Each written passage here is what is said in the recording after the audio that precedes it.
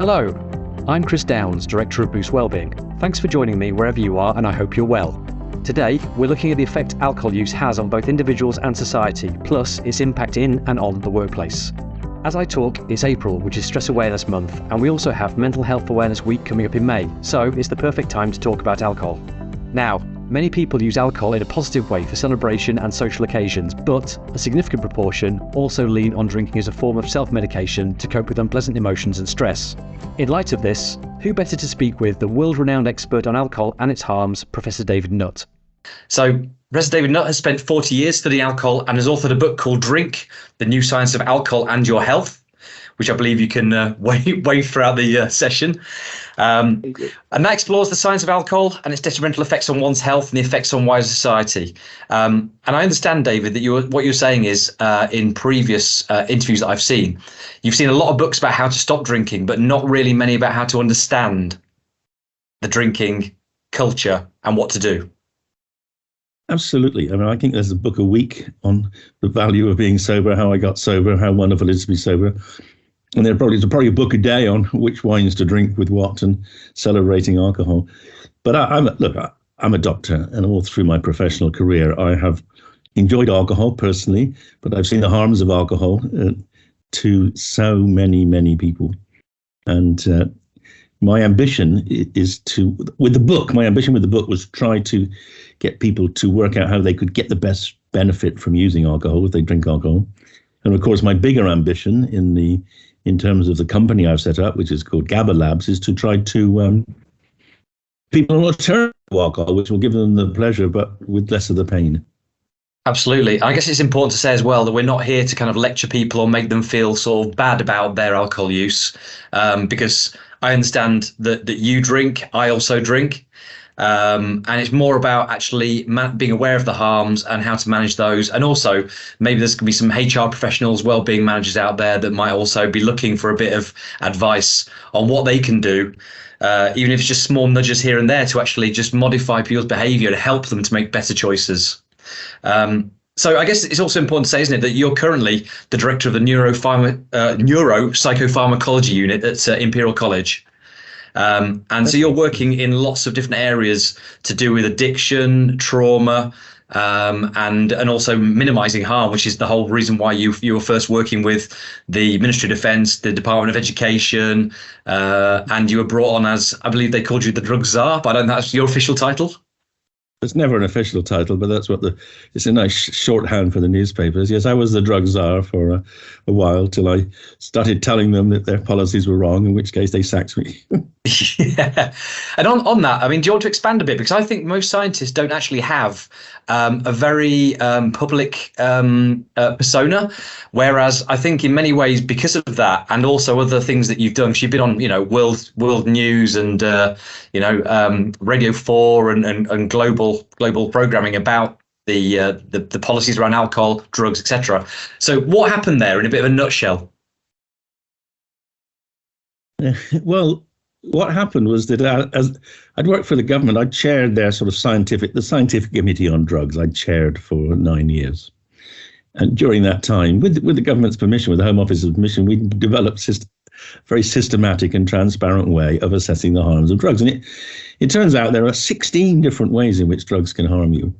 And as part of that process, we started evaluating all the drugs that were controlled under the Misuse of Drugs Act, or all the main ones, but also putting in drugs which weren't controlled as essentially as sort of representative examples of legal drugs. And of course, it turned out that drugs like alcohol and tobacco did rather badly on those scores. Certainly, they did not as well as people. They weren't harm-free. Let's put it that way. There were drugs which are controlled and still are, which actually have medical value, like psychedelics, which are actually controlled at the most stringent level of control. So you can't almost even talk about them without people getting upset.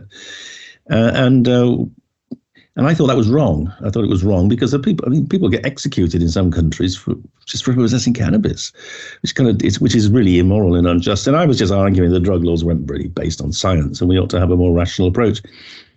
But that turned out to be not the right thing to say to a government that was just getting ready for an election in 2010 and was being goaded by the Tory party as being soft on drugs.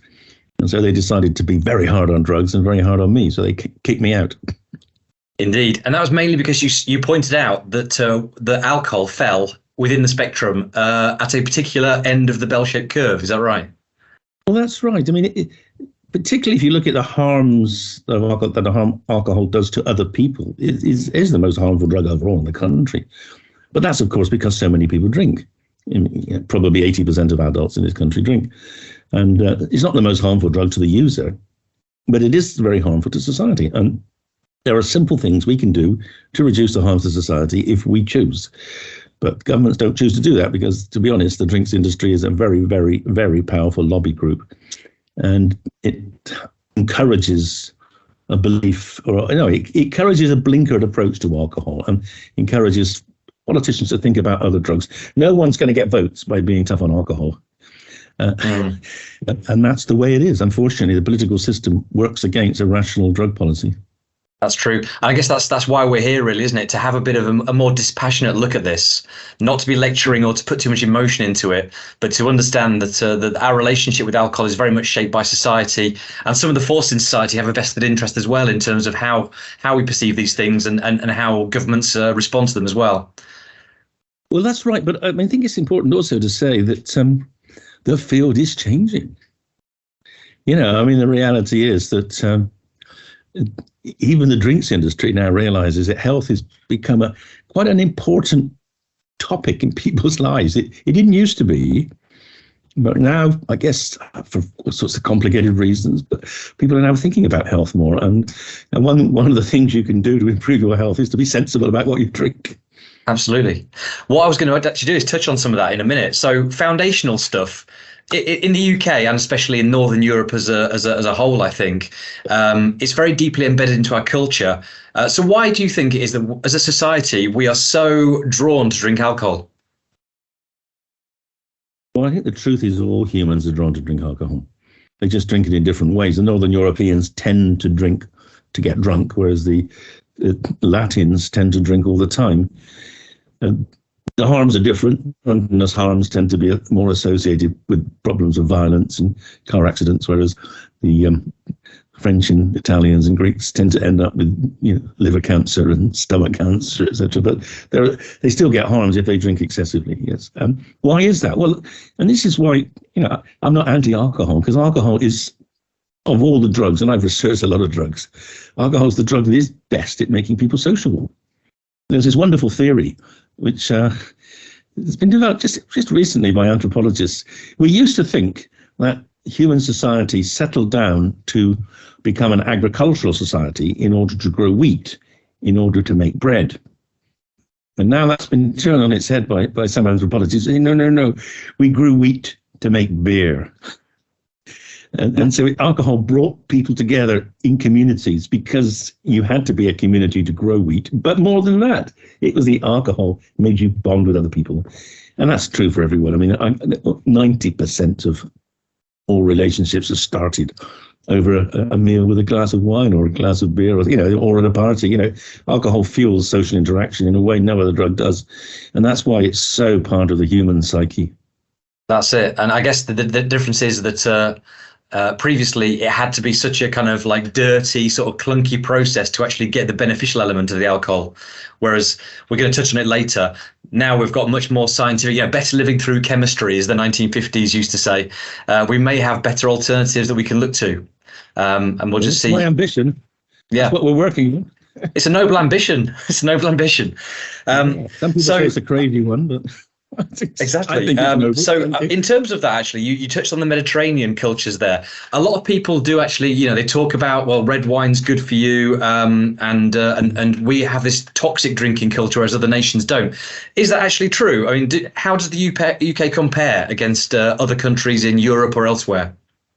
Can't really talk about the UK because Scotland outdoes most other countries in Europe. So the Scots are up there with the Latvians and the Lithuanians in terms of the serious heavy drinking. Actually, of course, none of them get even remotely close to Russia. Yeah. People don't realize it, but the Russians consume twice as much alcohol as the next closest country, which is probably Lithuania or maybe Hungary or Scotland. In fact, the paradox we have in Scotland is that Scotland has the highest rates of liver cirrhosis in the world now, but that's because the Russians die before they can even get cirrhosis. They just die of alcohol poisoning. Now, there's a good example of how, like, looking at just the data, you wouldn't be able to actually perhaps be able to understand that was the case. Why aren't the Russians getting cirrhosis? But yeah, clearly, it's an acute issue, and I guess that's something as well that in terms of the last 30 or 40 years, there's been some obviously going to be trends in terms of overall intake, generational differences. I do know that Gen Z is drinking less, and I guess that's probably just because they don't want to be like their parents. But yeah, what are you seeing in the UK? Well, what we're seeing is a polarization. We're seeing in people under the age of 40, a significant proportion, 10, 15%, are either low or no, but the rest are drinking more heavily. And actually, I don't know if you saw last week in terms of the mortality statistics in the UK, that alcohol is now the third leading cause of death in women between 25 and 40, just under breast cancer and I can't remember what the other one was, and it's the fifth leading cause of death in men of the same age. So alcohol is rising in terms of deaths in young people, even though less young people are drinking, and that's because the ones who are drinking more than they should. Right. And I guess that's down to changes in terms of women having more money, or culturally, ever since the Ladette period in the 90s, perhaps? It's that, absolutely. You're absolutely right. It's because women are drinking. Women under 30 are drinking more than men, and that is because they can afford to. Women now are earning more than men in under 30, 35, I think, and they're turning to the sort of worst vices of the men because they enjoy it. They enjoy drinking, but they're perhaps not realizing quite how harmful it is to them. That makes sense. I think it was either yourself or someone else that I was reading recently. You were saying that half of all calories come from alcohol. Yeah, that's right. For some women, they're taking in half of their calories through drinking alcohol and the mixes they mix it with. Now that's not a bad thing in the sense that they're if they were eating more, if they're drinking less, they'd be eating more. So it's not that they're using alcohol as a way of reducing their weight, but that's more a measure of how much they're drinking. Right. Yeah. That's a significant amount, isn't it? So let's move on to a bit of more of the science and also potentially touching on some of the harm as well. So in terms of short term, what does alcohol actually do to us when we take a glass of wine? Because it's almost immediate, isn't it? It's within a few minutes. It starts to affect our systemic body. Yeah. Well, it starts strangely before then, in the sense that the first time you drink alcohol, you usually don't like it. In fact, most young people, when they start drinking, rarely do they drink what an adult would drink. They usually find beer too bitter, or wine too tart, or whiskey too harsh. So they usually dilute it with something sweet. And of course, the drinks industry cottoned onto that with all these breezers, basically alcoholic lemonade. And that gets people to tolerate the taste of alcohol. And therefore they drink it. And over time, eventually we associate the effect of alcohol, which comes on between about 10 and 15 minutes after drinking, with the taste. So eventually you can get to like the taste of wine to a point where you actually adore the smell and the taste of your wine, your aroma and the mouthfeel. You can, even though it hasn't had any effect on your brain, and it won't get into your brain for another 10 minutes, because your brain knows it's coming and it really enjoys. It's like the smell of a nice meal. You anticipate the effect. So alcohol has that immediate sensory effect, and then subsequently 10, 15 minutes later gets in the brain and starts doing what you drink it for, which is, for most people, is relaxation, sociability, makes you more lucid, more fluent, more able to chat to people, takes away the tension of parties and things. And that, we believe, is through the GABA system. Alcohol is turning on the GABA system in the brain, which is the system which regulates our levels of arousal and anxiety, makes you relax and sociable. And that's why people drink. But for some people, that's not enough. And then as you drink more, you start to bring in other neurotransmitters, other chemicals in the brain, which then produce other effects, which some people seek. They can make you aggressive and angry and reduce pain. So if you're going to go out and get into a fight, then being very drunk is a way of reducing the pain at the time of getting engaged with it. That's what the Vikings used to do. The Vikings berserkers they used to drink mead, which is a kind of beer wine made out of honey, and magic mushrooms, and it made them terrifyingly, they didn't feel any pain at all. To eventually afterwards, I suppose days later, they suddenly realized they'd been hacked around a bit. But on the other hand, they were so powerful and so frightening. They often sort of people just ran away without even taking them on because they were so scared of them. That's right. I've got to say, everyone at some point has had random bruises from the night before, I think. Yeah, more likely in your 20s or university years, but it's certainly a phenomenon that most people can recognise. Well, actually, and of course, you can see it on your skin for falling over and that. But what you don't see, and one of the biggest causes of brain damage with drinking is the falling and the hitting the head. And in fact, probably half of all the harm to the brain is done from falling over and hitting, and that's why it's much more common in men, because men are much more likely to get into fights than women and get hit around the head or kicked in. And I guess that brings me on to another point, which was in terms of on an individual level, the harm most people are aware of, that it increases your chance of injuries, some types of cancer, etc. But there's other things there probably that you could fill in too. And then there's obviously the societal impact as well. Well, there's almost not an organ system in the body that isn't negatively affected by alcohol. And so people, everyone knows about liver cirrhosis, but which is interesting and strange, only occurs in a proportion of people who drink. Not everyone who drinks heavily gets cirrhosis, and we have no idea why that is. But what people don't realize is that alcohol is the leading cause of hypertension, high blood pressure. In fact, it's been argued more people die of alcohol-related stroke than die of cirrhosis. Blimey. And the only thing almost certainly the only dietary intervention you can use to reduce your blood pressure is to stop drinking or to reduce your drinking. In fact, we do that. There's good evidence. If you take people who are drinking heavily and are hypertensive, get them to cut down their drinking, their blood pressure come down. They may not need medication for that. And then, of course, it affects your stomach. People get ulcers. It affects your pancreas. It's one of the major causes of pancreatic cancer in the end. And it affects your brain because alcohol per se doesn't affect your brain, but alcohol withdrawal is very bad for your brain because you're jittery, you're shaky, you're in a what we call a hyperexcitable state. It's almost like an little mini epileptic fit, and having that every night is not a good thing. Absolutely not. And then, in a broader societal sense, can you sort of encapsulate the cost to society overall? Yes, so everyone thinks about, the harms of alcohol are road traffic accidents, which are large, and health harms, a cost to the health service. But it's the biggest cost. Well, actually, the biggest cost of all to society is the lost opportunity from work.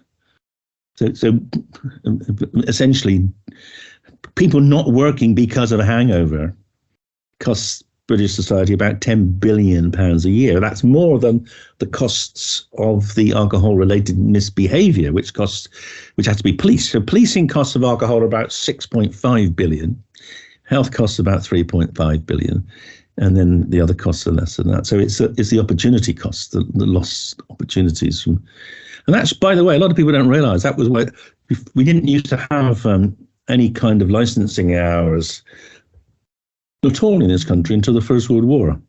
And they were brought in to make sure that people didn't stay up all night drinking so they could get to the factories the next day. And it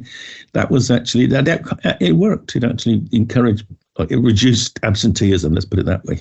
Yeah. And then we had obviously famously the relaxation of licensing laws, etc., in the 90s under the Labour government, Tony Blair, where we were trying to foster a cafe society, weren't we, where you wouldn't pack all your drinking into just like 3 or 4 hours, but ideally they hope that we'd actually go out for a meal, drink more relaxed. But we've already got an embedded culture of berserker culture. Well, but it wasn't. I mean, this was some unknown. One can speculate that almost certainly there were deals being done between Labour and the drinks industry, which are still hidden. What was horrific about that decision was that it flew in the face of knowledge that had been gathered over the previous 20 years of the rising deaths from liver disease. And the biggest problem was actually not really opening the licensing hours was a gimmick. It put more pressure on the police, because instead of people spewing out of the bars at 11 o'clock, they were spewing out 12 to 1, 2. So it made the police have to do a lot more work, and that was added cost. But the biggest problem was deregulating access through supermarkets. And that doubled the consumption of alcohol over the next 10 years and doubled the health harms, or more than doubled the health harms of alcohol. So that was the biggest mistake of all. Consumption of alcohol within licensed premises has hardly changed in the last 50 years. But off sales consumption has gone up 3 or 4-fold, with the consequent harms from that. That makes sense. And I believe that in terms of the harms, it's not a straight line, is it? You've got a different relationship there. That's right. It's what we call an exponential. So that every time, if you double your consumption, you increase the amount of harm by something like 3-fold. And that means when you get up to big amounts, if you're drinking more than a bottle of wine a day, your health, a bottle of wine a day takes about 2 years off your life. 2 bottles of wine a day takes about 10 years off your life. 3 bottles of wine a day, well, it'll probably take 20 on you. So it's in this exponential rise. But we can turn it the way around. We can turn that very much to the positive. Anything you cut down gives you a disproportionately greater benefit and health. And that was why the Scots brought in the minimum unit pricing, because they realized it would actually not massively change consumption. It would change consumption, they estimated, by about 10%, which is what it has done. But by reducing consumption by 10% in the most heavily consuming group, the ones who are so sick they're in hospital, you can actually get them out of intensive care and just into an ordinary ward, and that saves a lot of money. So at the very high end of consumption, any reduction you can produce is going to be beneficial, very beneficial. Right. And I guess that's one thing that we always tell our clients, actually, when we're talking about populations of people in a workplace, is you want to aim at the people that need an intervention rather than just giving something that the already healthy, the already fit people are going to actually take advantage of, because it feels nice to have, a yoga class or a gym session. You need the people that are actually, morbid or a danger of illnesses, that kind of thing, to actually change their behavior, their lives. Yeah, targeting interventions at the people who are most vulnerable makes a lot of sense. I mean, if you're targeting interventions, obviously there are more general interventions. One of the things we've made, one of the biggest mistakes this country has allowed to happen over the last 50 years is it's actually allowed the price of alcohol to reduce. In real terms, it's reduced to about 1/3 of cost when I was a student. And people are drinking 2.5 times as much as they used to drink. So there's a very strong relationship. The cheaper the booze, the more people drink. And that's, again, now why, the Scots are very sensible. The Scots have brought in these policies. Well, no 2-for-1s, I mean, it did reach this ridiculous situation where it was cheaper to buy lager or cider than water in supermarkets. And, I think most people think that that's probably gone a bit too far. I would agree on that. So minimum unit pricing's been in for a while now, hasn't it? And that's having the effect that they desired. Yes, it's reduced admissions for hospital. It's reduced. We also reduced the drink driving limit as well, which I think has helped reduce deaths on the road. So it's not. Scotland wasn't the first. It's been brought in Canada and shown to be efficacious there as well. It's a sensible, proven method, which I think they're now bringing into Wales and maybe Northern Ireland, but again, the alcohol lobby in Britain, in England, is so powerful. We estimate maybe 50% of all MPs get some kickbacks from the drinks industry. It used to be more. Well, we did a survey in 95, I think, 94, 95, and it turned out over 60% of MPs were getting something from the drinks industry. But the drinks industry's got quite clever recently, and it doesn't directly support MPs. It does it through the hospitality industry. Right. So again, it's an issue of where there are incentives, you're going to find the outcome, basically. That's right. It's very, very hard to get English MPs to be to actually support policies which reduce alcohol consumption, which is sad, because there is a net cost. I mean, people say, oh yeah, but there's a net benefit to the economy because of the taxation from alcohol, and that's true. There is, alcohol brings in 20 billion a year in taxation, but it costs 30 billion a year. And then people say, yeah, but the problem is, the costs of alcohol are down the line. There are people getting sick over years, whereas basically Chancellors of the Exchequer say, we love that every 3 months we get this tranche of money from the drinks industry. But I say to them, the truth is, and Scotland has shown this now, you actually can make serious health savings very quickly. Alcohol's not like tobacco. With tobacco, it takes 30 years before the drug kills you. With alcohol, it can kill you the next day if you drive your car into a tree. So there are health benefits quite quickly. And now these young people who are getting cirrhosis, and also, we don't forget acute alcoholic hepatitis, something we've almost never seen when I was a medical student, except in sailors coming back after they've been at sea for for months. Mm-hmm. We've got hordes of people, their livers are killed by being drunk, and they're waiting for transplants. If they don't get them, they'll die. So you can get immediate benefits from reducing the availability of alcohol. And immediately you're freeing up some of those, hospital beds that can be anything from, £500 to £10,000 a day. Well, absolutely. Exactly. Yeah. So in terms of policy, we've talked about Scotland a bit there. Are there any other areas that you've, with your studies of international policy on drugs and alcohol, is there anything that's transferable from other areas or from other areas in terms of drug policy? Well, in terms of alcohol policy, I'm quite a fan of the Swedish policy. They have a thing called Systembolaget, which means basically the state sells any booze it's more than 3%, unless it's sold in a bar. So there's no supermarkets, and that is and the state shops are amazing. If you go to this, they are booze supermarkets. They're like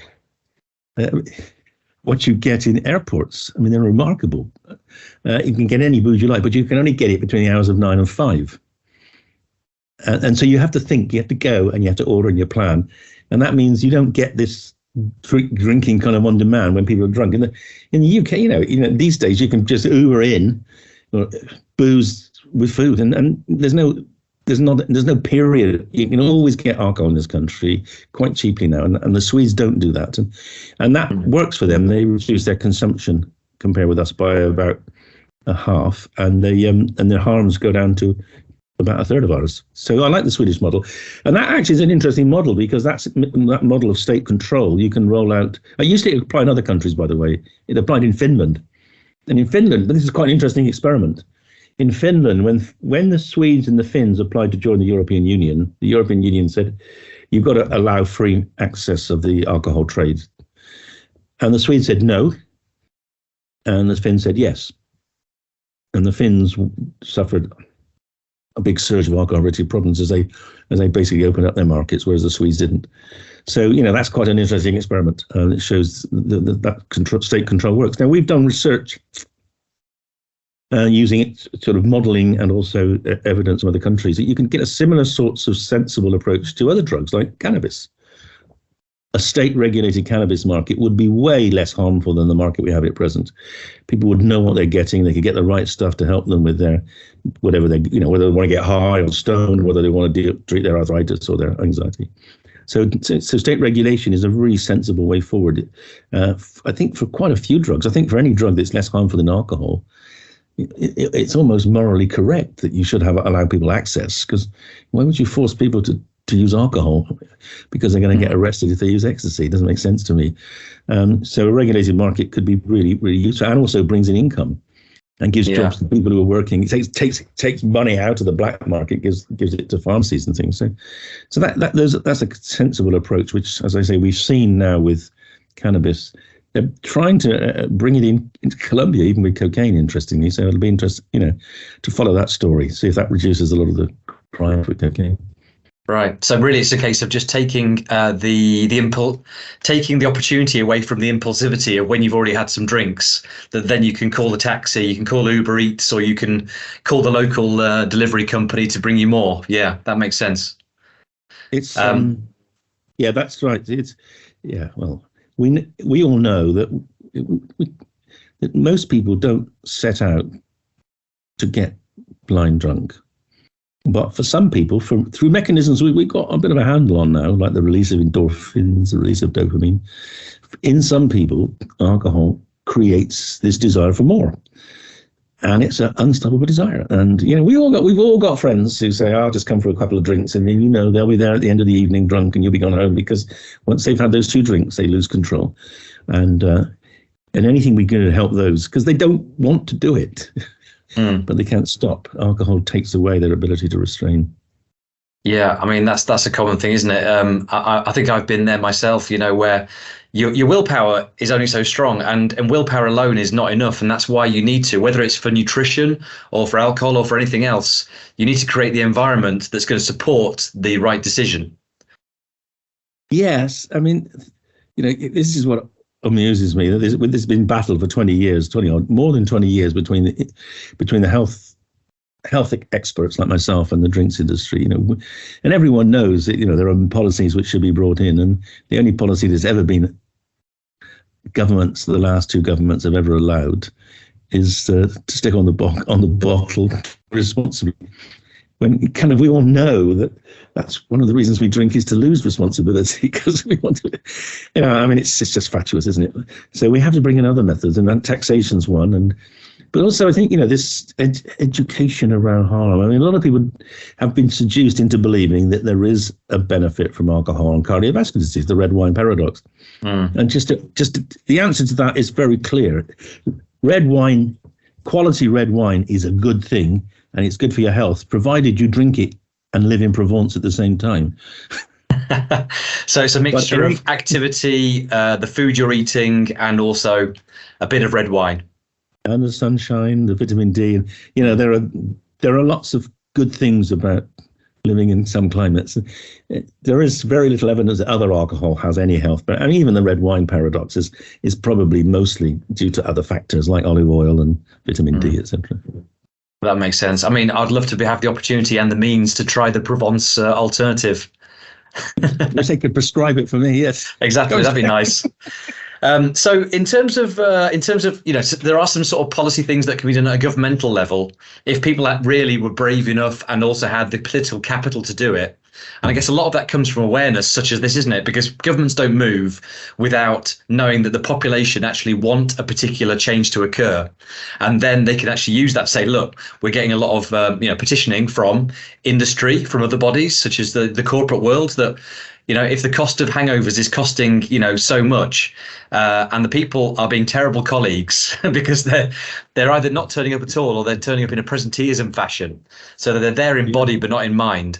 That's something that potentially corporates should be playing a part, because that will ultimately help their people to be healthier and happier. And it is interesting that isn't happening. And I suspect it's because the people at the head of corporates are probably drinking really high quality red wine and thinking it's doing them good. Quite possibly. I mean, it's a really fantastic point you make. And it's one that is not really publicly discussed at all. And I don't understand. You're probably closer to understanding that than I am.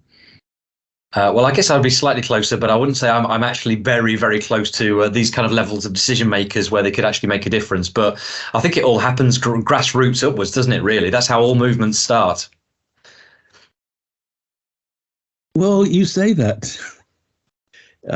But yes, I think I'm not sure. I'm not sure for alcohol. I mean, I don't think the drive of young people to be healthier is going to change. I think we've got, it's such an enduring concept we have that booze should be cheaper always. It's I mean, you saw, I think in the last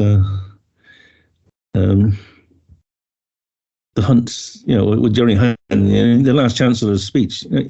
Again, there's always this alcohol. Look, Marx said, religion's the opium of the people. The truth is, for many, certainly our Western, in the UK, we've used alcohol as the opium of the people for a very long time. We've kept them happy by allowing them reasonably cheap booze. So, and the newspapers have generally been on the side of the government's pushing this. They hate chancellors.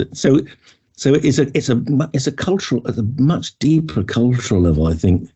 I don't know whether the grassroots will move it. I mean, I think what we can do, and what we're trying to do in Gabba Labs, is we're trying to provide the grassroots with something else that might be cheaper and better, in which case it might move. I don't know whether the governments will ever actually endorse it or encourage it, but at least people can make a decision. At present, they've got no choice. You want to get out and get relaxed, it's got to be booze.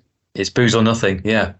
And I guess the main thing there is that if most industry, the business model we use, the free market economy and capitalism is, if something is actually being taken, there's an interest being taken by the general population, then no matter what you believe as a corporate captain of industry, you will probably still pivot to offer that thing. So if I do know that your botanical spirit has gone down much more well than you ever expected it to, from speaking to your colleague. Yes. That's our Sentia spirit. Here's the bottle of it. This is the new one, by the way, the black, which is a darker and a slightly more activating version than the red, the Marvelous. Red. Yes, I have the red here. There you go. So as you can see, I've had a few of it. I was really impressed with it, actually. I was a little bit, my background is I did a degree in biology. Okay. And so I'm always a bit, I know that even a suggestion, like a placebo effect, will perhaps make me feel a bit of conviviality. But I actually did feel a tangible difference that I couldn't put down to a placebo effect. So I am a fan. I think most people do find that. I mean, it's been pleasing to us that because it's a hell of a gamble getting into making a drink to take on alcohol. But the fact is, there's definitely an audience that's receptive and an audience that are keen, because you don't have to read very much to know that alcohol can be harmful. And I think what I'm really hoping is that the next generation, your generation or the generation following you, will, at least give it a try. And if they find it adequate, they will avoid the risk that 15% of drinkers end up with serious problems. And that's a lot of people. It's over 3 million people globally every year die prematurely from alcohol. So if we could, eat away at some of that 3 million, we'd be, leaving a world better place. Well, I think you quoted somewhere that actually alcohol kills more people than malaria. Yes, that's right. Malaria, dengue fever, and those two, put together, I think. That's really astonishing, and I think that's something as well. Like, some people don't really understand the actual magnitude of the effects that alcohol has. In terms of, if you waved a magic wand, say you were a captain of industry, you're a chief exec, employing 20,000 people across the UK and Europe, etc. Is there something that you would do? Because I know that a lot of wellbeing managers and HR managers, they don't know what to do really to make a difference, and they don't want to come across as too lecturing or to be seen as out of touch and top down command and control, patronising kind of leaders. So if you've got any ideas there, a bit of a curveball for you to put yourself into that position. Absolutely, it's very straightforward. You basically you just buy me book and give it to every single person in the business, and you get people like me to come in and have just conversations, have question and answer conversations. there's also a simpler thing. The book's quite big, it's not difficult, but a few years ago I wrote a little piece in a 5-page pamphlet, really telling people what are the key things you need to do to minimize the harms and therefore maximize the benefits of alcohol. If you want to carry on drinking, well, that's fine. I drink. So how can we minimize the harms? Well, one of the key things is to actually know how much you're drinking. And just monitor that for a week or two, and then rate the quality of each drink, what value you got from it. And you'll discover generally, after the second drink, there's almost no value. And in fact, there's almost certainly some disvalue, because you'll end up with the hangovers and the presenteeism. So what I say to people is that if knowing how much you drink, knowing how many units a week you drink, that's a variable, a fact about you. That's as important as your weight, or your waist circumference, or your blood pressure, or your cholesterol. And with those 4 things, you're always trying to reduce them, aren't you? But it should be the same about alcohol. You know what you're drinking and try to reduce it. And again, knowing that every little reduction will not only give you health benefits, but will also save you money. Absolutely. So it's a win-win, really. And yes. I guess the other thing that people aren't aware of is what sort of red flags would you be looking out for on an individual level for yourself, or for like a colleague, that you would say are things that you're like, well, this is actually an unhelpful or an unhealthy behavior, and I've noticed this in myself. Yes, so it's really important for people to have to be concerned about what influence alcohol is having on them, not to be in denial. And of course, one of the important questions is to ask. I would ask of anyone, would be, has anyone ever criticized your drinking? If someone's criticized your drinking, then you absolutely should listen. You shouldn't say they're an idiot. You shouldn't.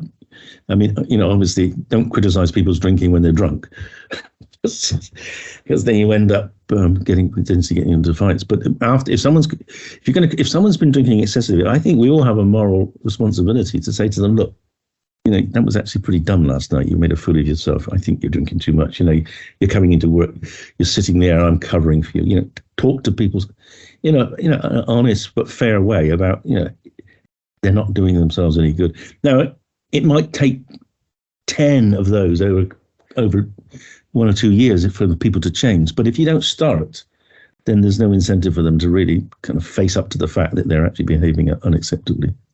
Mm-hmm. And then, of course, there's time, people losing time from work. And it's, if people are consistently absent on a Monday morning, there's a reasonable chance that alcohol's involved, isn't there? So if you're in HR, and that should be looking at that. But beyond that, I think it's also, let's not be, too negative. If people have got a problem, we know that the more people drink excessively to deal with stress than drink excessively to get high. So if people have got, are drinking because of stress, if people know that they can get help as they can from that, let's not be demonizing drinking. Let's be helping people stop drinking.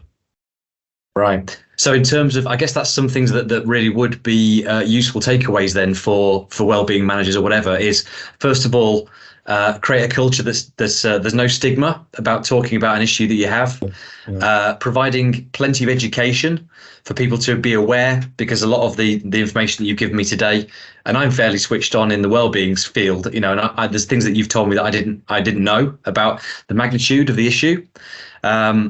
And I guess as well, I guess in some ways make it unfashionable as well. So when it comes to socializing and work-related networking, that kind of stuff. Yeah, and this is really important. I mean, one of the things I've seen in my lifetime, I guess I'm pretty old now, but lunchtime drinking has disappeared, and it's actually fascinating. It's disappearing in France too, and that tells you that it's even in a culture where it was the norm. People know that the afternoons after drinking at lunchtime doesn't help you in the afternoon. So get rid of those lunchtime drinking completely. You're going to have celebrations. Always have a non-alcoholic drinks present. Preferably Sentia, but anything else you like. Give don't make it. Don't put the expectation on people that they've got to drink in order to show that they're part of the team. You don't have to do that. Yeah, absolutely. I guess that also chimes as well with the inclusivity that we now have as well in the corporate world. That there's plenty of people that don't drink for their own personal choices and also for religious reasons, whether you're Buddhist or Muslim or whatever. So if you just have a very kind of European Anglo-centric idea about what a good business night out is, and it involves alcohol as the main pillar, then you're gonna feel like you're going to exclude people. Yes, that's right. And one of the other points is encouraging people who don't want to drink is a kind of bullying. In particular, look, I know, I've been treating alcoholics for 40 years. The thing that most of them say is the most difficult thing of all is socializing with people they don't really know. They have to explain why they're not drinking, and they make up stories. I'm on antibiotics, or I'm training. And then people still try to push the drinks on them. And even if they say, "Look, I'm an alcoholic, I don't drink," people say, "Oh yeah, but you can have one." And there's some people seem to take pride in trying to break someone's will. So that really, it's very unpleasant and it's immoral to be pushing people into doing something they don't want to do. So, it's part of good workplace harmony for people to respect other people's decisions not to drink. Yeah. Absolutely. Do you think there's any link? I know that in lockdown, people started drinking a lot more. I know, hand on heart, I did for about a month. Then I thought, well, this is getting out of control. I'm drinking on my own at home. Yeah. So.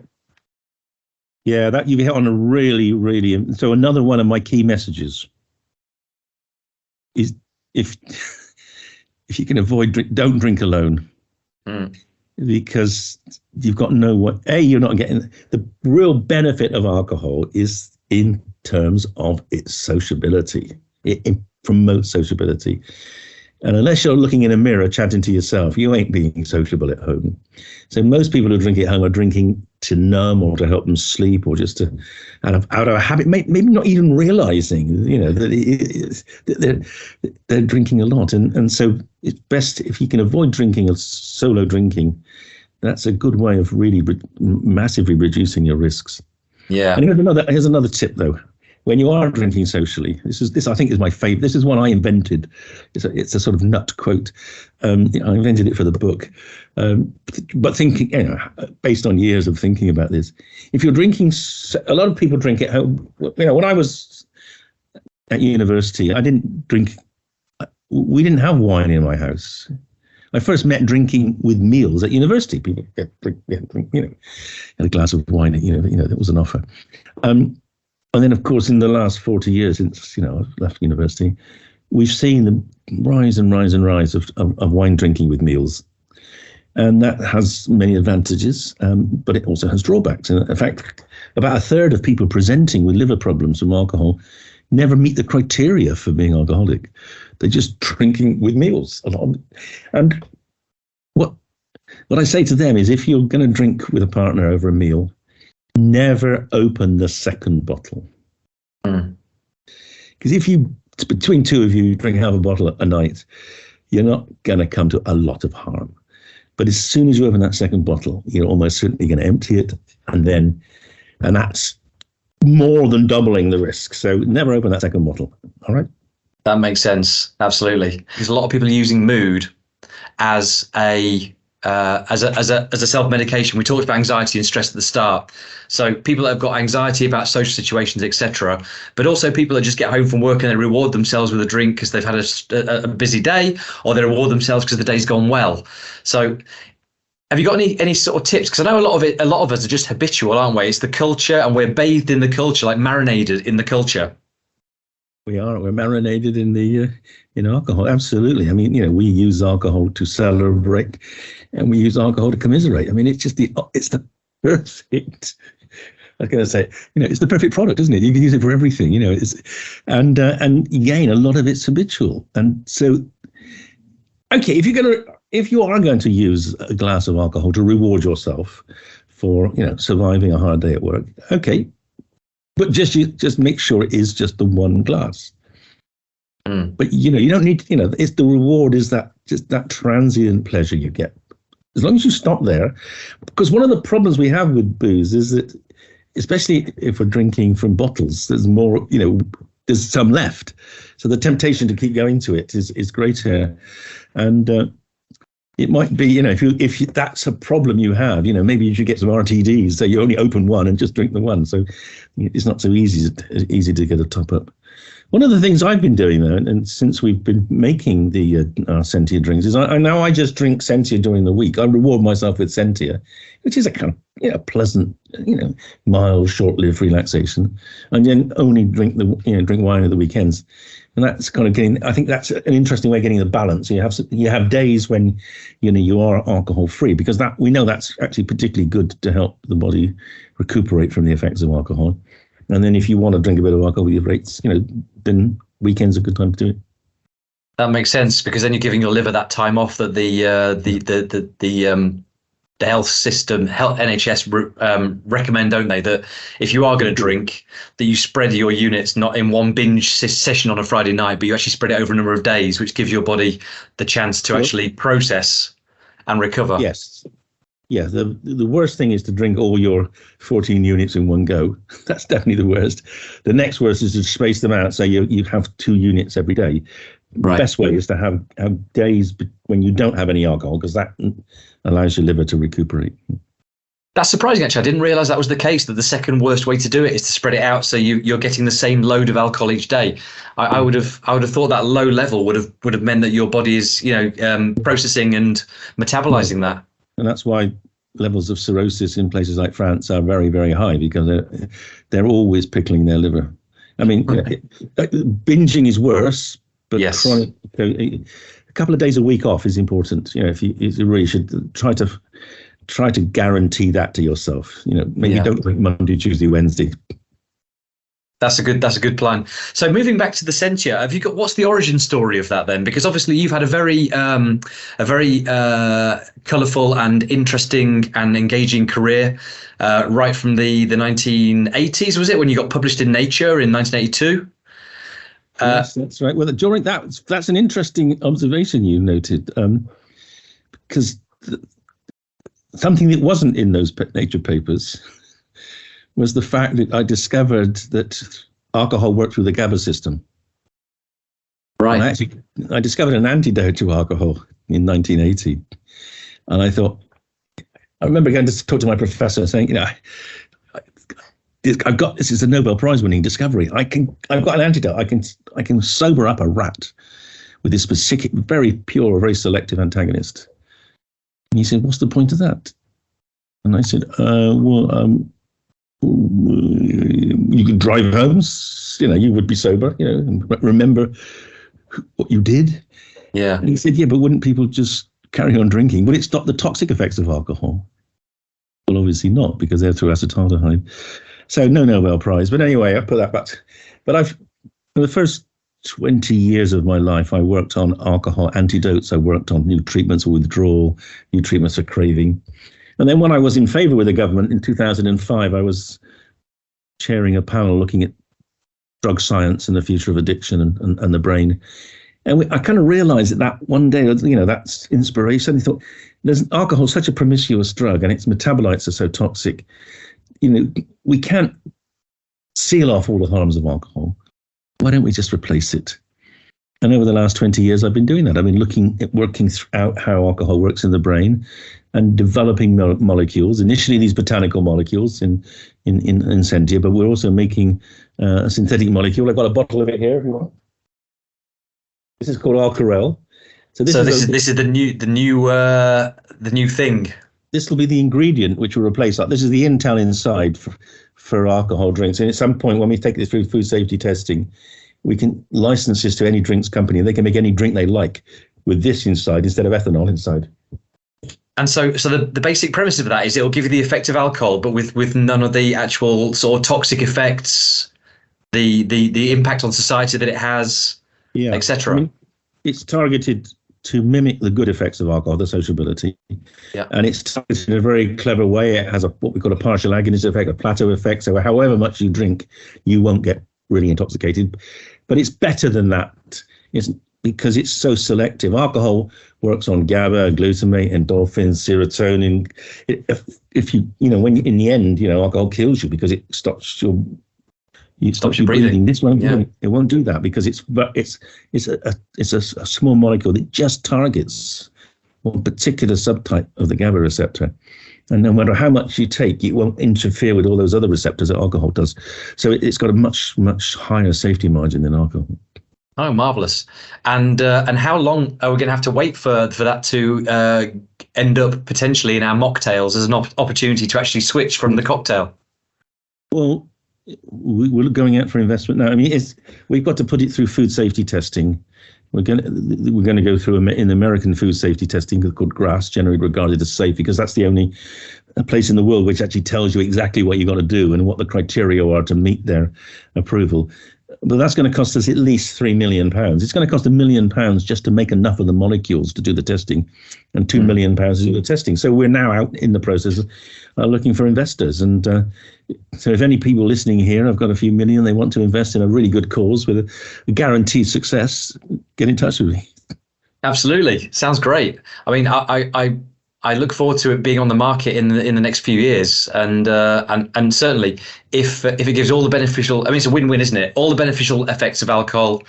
You're not going to get people staggering around in the street punching each other, and you're also not going to have the hospitals filling up with people on intensive care waiting for livers. So, yeah, it's a no-brainer. I mean, alcohol is the only technology that was used in the Stone Age that we're still using today.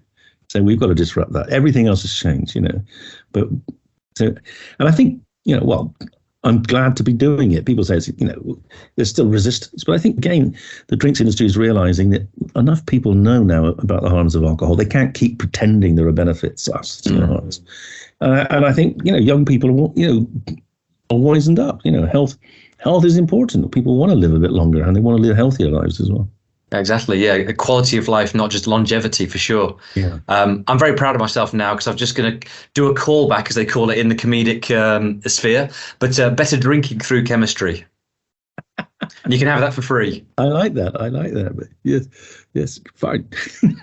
Well, tell the world it's it's our chemistry, the GABA Labs chemistry, the GABA right Labs chemistry. Better. So where should people, if they want to learn more about you or Sentia, or they want to follow you, where should they find you? So GABA Labs website is a good place to start. You follow me on Twitter. Yep. Prof. David Nutt on Twitter. And if you want to write, if you're interested in what we're doing, go on the GABA Labs website or the Sentia website and just send a note in, and I'll be in touch. And I certainly do recommend I've had the Sentia Red. I've got the Sentia Black here, just waiting to be tried as well. So I'll see if I get the conviviality and the sort of more upbeat version from the Black. Is that right? That's right. Yeah. But again, do it with friends, right? Absolutely. Yes. I won't be drinking wine or Sentia on my own. Yeah. Lovely. Well, thanks for joining me, Prof. Nutt. And good luck in your bringing to market the Alcarel. Well, it's been lovely talking to you. Thank you very much. Thank you. We hope you enjoyed the interview. Your people are your best asset. When they're happy and healthy, you experience them at their greatest. To keep your organisation at the top of your game, we provide a whole variety of wellbeing initiatives which you can find on our website, boostwellbeing.co.uk.